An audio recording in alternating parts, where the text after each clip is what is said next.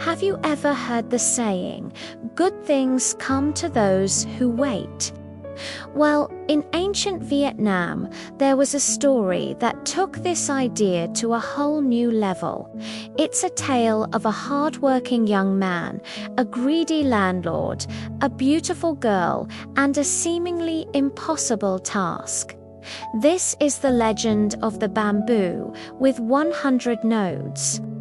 Our story begins with a young man named Coe. He was an orphan, honest and diligent, who worked for a wealthy, cunning landlord.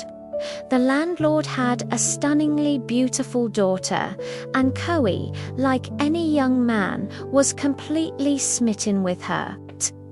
Seeing this, the landlord hatched a plan.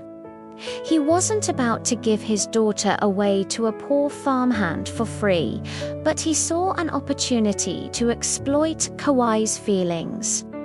He called Coe to his grand house one day.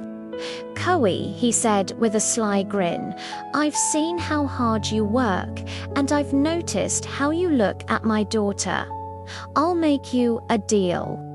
Work for me for 3 more years without pay, and I promise you can marry her." Coe's heart soared. 3 years seemed like a small price to pay for a lifetime of happiness with the woman he loved. But he readily agreed, not suspecting the landlord's trickery, so Coe worked harder than ever. He toiled from the first light of dawn until the last ray of sun faded from the sky. He tended the fields, cared for the livestock, and did every chore asked of him, all while dreaming of his wedding day. The 3 years flew by, filled with hard labor and hopeful anticipation. On the final day, Coe went to the landlord, his heart pounding with excitement to claim his bride. But the landlord, true to his greedy nature, had no intention of keeping his promise. He had already arranged for his daughter to marry the son of another wealthy man in the village. He needed to get rid of Coe, but he wanted to do it in a way that made him look reasonable. "Ah, Coe, my boy," the landlord exclaimed, feigning surprise. "The 3 years are up already. My, how time flies." "Very well, a promise is a promise. But to marry my daughter, you must first bring me a wedding gift." "It's a simple tradition, really."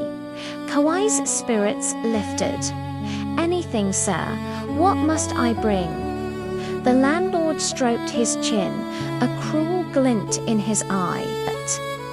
"I want you to go into the forest and find me a bamboo tree. But not just any bamboo tree. It must have exactly 100 nodes. Go now, find it, and bring it back. My daughter will be waiting." Coe's heart sank. A bamboo tree with 100 nodes. He had spent his entire life around bamboo and had never seen or even heard of such a thing. Bamboo stalks are made of segments or nodes, but they rarely grow to have so many. He knew in that moment that the task was impossible. It was a cruel trick designed to send him away forever. Devastated but still clinging to a sliver of hope, Coe grabbed his axe and headed deep into the forest. He searched for hours, then for days, inspecting every bamboo grove he could find. He looked at tall stalks, short stalks, thick ones, and thin ones. Some had 30 nodes, some had 40, but none came close to 100. Exhausted and heartbroken, he finally collapsed at the foot of a large banyan tree, tears streaming down his face. He had failed. The love of his life would be married to another, and he would be left with nothing. His cries of despair echoed through the quiet forest. Suddenly, a gentle, kind-looking old man with a long white beard and flowing robes appeared before him. It was BT, a benevolent fairy or Buddha who often appeared to help good people in distress. "My child," BT said in a soft voice, "why are you weeping so sorrowfully?" Through his sobs, Koei recounted the entire story: the landlord's promise, his 3 years of hard labor, and the impossible task of finding 100-node bamboo. BT listened patiently, a look of sympathy on his face. When Koei finished, BT smiled kindly. "Do not despair," he said. "Your honesty and hard work have not gone unnoticed. Go and cut down 100 individual bamboo nodes. Then bring them all back to this spot." Though confused, Koei felt a renewed sense of hope. He trusted the wise old man and did exactly as he was told.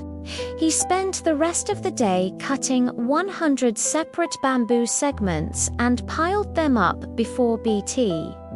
"Excellent," said BT. "Now I will teach you 2 magic phrases. When you want to join these pieces together, you must say kick-NHP, kick-NHP, which means join together, join together. And when you want them to separate, you must say kick-zoot, kick-zoot, meaning separate, separate. Remember these words well, with a heart full of gratitude." Koei bowed deeply to BT. He then turned to the pile of bamboo nodes and chanted, "Kick-NHP, kick-NHP." In an instant, the 100 pieces flew together, forming one long, perfect bamboo stalk with exactly 100 nodes. It was a miraculous sight. But there was a problem. The bamboo stalk was now incredibly long, far too long to carry out of the dense forest. Koei tried to lift it, but it was too unwieldy, getting caught in the trees and vines. He started to panic again, but then he remembered Bat's second magical phrase. "Kick-zoot, kick-zoot," he commanded. Immediately, the long bamboo separated back into 100 individual pieces. Overjoyed, Koei bundled the 100 nodes together, tied them securely, and carried them on his back. He rushed back to the village, arriving just as the wedding procession for the landlord's daughter and the rich man's son was in full swing. The courtyard was filled with guests, music, and extravagant gifts. Koei strode into the middle of the celebration and presented the bundle of bamboo to the landlord. "Sir," he declared, "I have brought your wedding gift. Here are 100 nodes of bamboo, as you requested." The landlord scoffed. He saw only a bundle of short bamboo pieces, Shuful. "I asked for a single bamboo tree with 100 nodes, not a pile of firewood. You have failed. Now get out of here before I have you thrown out." A confident smile spread across Koei's face. He calmly untied the bundle, laid the pieces on the ground, and in a loud, clear voice for all the guests to hear, he chanted, "Kick-NHP, kick-NHP." In a flash, the pieces joined together, forming the impossibly long 100-node bamboo stalk right in the middle of the courtyard. The guests gasped in amazement. The music stopped. Everyone stared, dumbfounded at the miracle before them. The landlord's face turned pale with shock and fear. He knew he had been caught in his own lie. Thinking quickly, the greedy landlord tried to salvage the situation. He walked over to the bamboo, pretending to inspect it closely. Yes, very impressive, he muttered, trying to buy time. Let me just make sure all the nodes are here. As he ran his hands over the magical bamboo, Koei saw his chance for justice. He quietly whispered, "Kick HP, kick HP."